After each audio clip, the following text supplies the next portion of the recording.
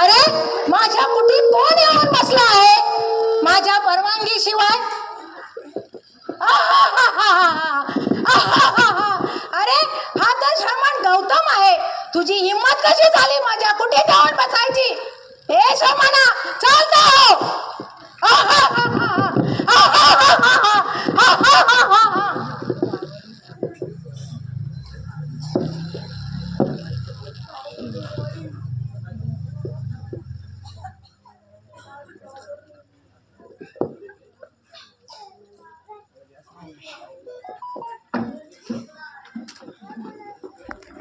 श्रमण आत ये.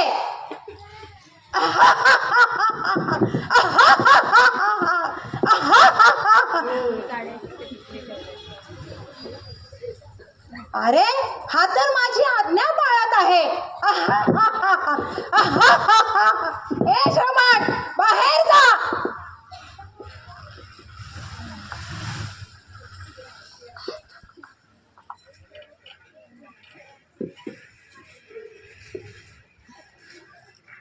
आता तर भीतीने हा आत येऊन बसला आहे. ए श्रमण आत ये.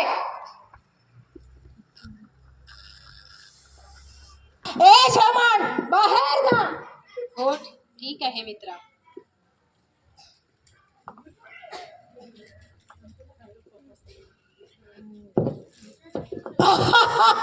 ए श्रमण आत बस.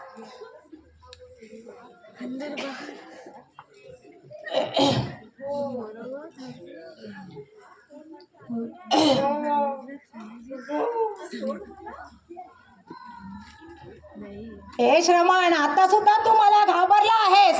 आता तू बाहेर जाणार आहेस की नाही? मी आता बाहेर जाणार नाही, मुळीच जाणार नाही. तुला काय करायचंय ते कर. अरे माझ्या कुटीत येऊन बसून मला दम देतोस? हा बघ, तू माझं जर ऐकत नसेल तर मी तुला काही प्रश्न विचारत आहे. त्या प्रश्नांची जर तू उत्तरे दिली नाहीस तर तुला वेडा करेन, वेडा करेन, वेडा करेन. नाहीतर तुझं हृदय फाडून टाकेन. तुझ्या पायाला धरून तुला नदीत फेकून देईन. मित्रा, मला कुणी वेडा करू शकेल किंवा माझे हृदय फाडू शकेल किंवा मला पायाने तुडवून मला नदी पलीकडे फेकू शकेल असा कुणी असेल असा दिसत नाही. तरीही तुला जे मला प्रश्न विचारायचे आहेत ते तू मला विचार. मी तुला एक प्रश्न विचारत आहे. या जगात सर्वोच्च धन कोणते? श्रद्धा. श्रद्धा हे सर्वोच्च धन आहे. अरे वा, तुला तर प्रश्नाचं पहिलं उत्तर आलंच. कोणत्या, मी आता तुला दुसरा प्रश्न विचारत आहे. कोणत्या सत्कर्माने सृष्टी प्राप्त होते?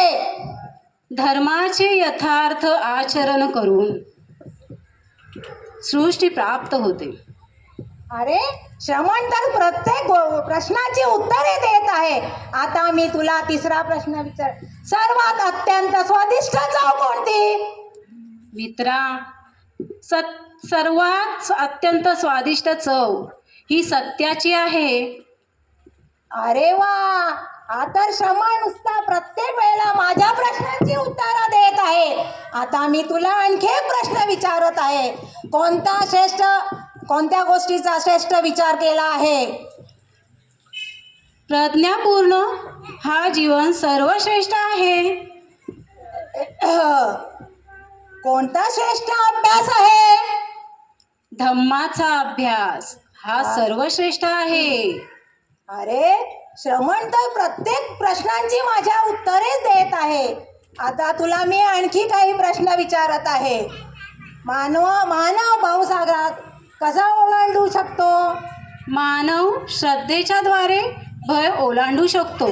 अरे वा, खरंच श्रमण तू तर सगळ्या प्रश्नांची उत्तरे द्यायला लागला आहेस.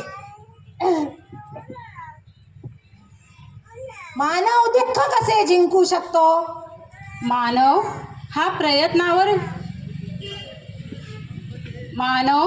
प्रयत्नाने दुःखावर विजय मिळवू शकतो.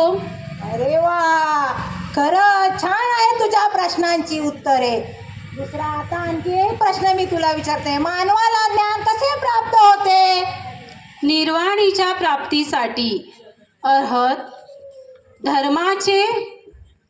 धर्मावर श्रद्धा ठेवून आणि त्याचे आज्ञापालन करून दक्ष व तत्पर मानवाला ज्ञान प्राप्त करता येते. अरे श्रमणा, संपूर्ण जेवढे प्रश्न विचारतोय तेवढ्या प्रश्नांची तू उत्तरे देत आहेस. आता मी तुला आणखी काही प्रश्न विचारत आहे. मानवाला धन कसे प्राप्त होते? जो उचित तेज करतो, जो दृढनिश्चित असतो, जो जागृत असतो, त्यालाच धन प्राप्त होते. अरे श्रमणा, अजून माझ्याकडे आहेत प्रश्न, मी ते तुला विचारत आहे. आता आणखी एक प्रश्न, मानवाला मित्र प्राप्ती कशी होते? अरे मित्रा, हा तर प्रश्न एकदम सोपा आहे. मानवाला दान केल्याने मित्र प्राप्त होतात. आता मी तुला आणखी काही प्रश्न विचारणार आहे. लोकातून परलोकात जाताना मानवाला पश्चाताप का होत नाही? ज्या श्रद्धावान उपासिकांना सत्य, सदाचार, सहनशीलता, औदाचार्य असते, त्यांना मृत्यूनंतर पश्चाताप होत नाही. ठीक आहे, आता तर सर्व प्रश्नांची माझ्या उत्तरे दिली आहेत. आवळका, इकडे ये. दुसरे श्रमणही आहेत इथे, आता दुसऱ्या त्यांनाही विचार. सत्य, संयम, दानशीलता आणि सहनशीलता यापेक्षा अधिक गुण आहेत का या जगात? आता दुसऱ्या श्रमण ब्राह्मणांना विचारायची काही गरज नाही. तुम्ही आला त्याच्यामुळे माझे जीवन अधिक सुखकर झाले आहे. खरोखरच तथागत तुम्ही आलात आज मला माझे तथागत तुम्ही आलात आज खरोखर मला कोणाला दान दिल्याने फळ प्राप्त होते हे मला आज समजले आहे. बुद्धं शरणं गच्छामि, धम्मं शरणं गच्छामि, संघं शरणं गच्छामि.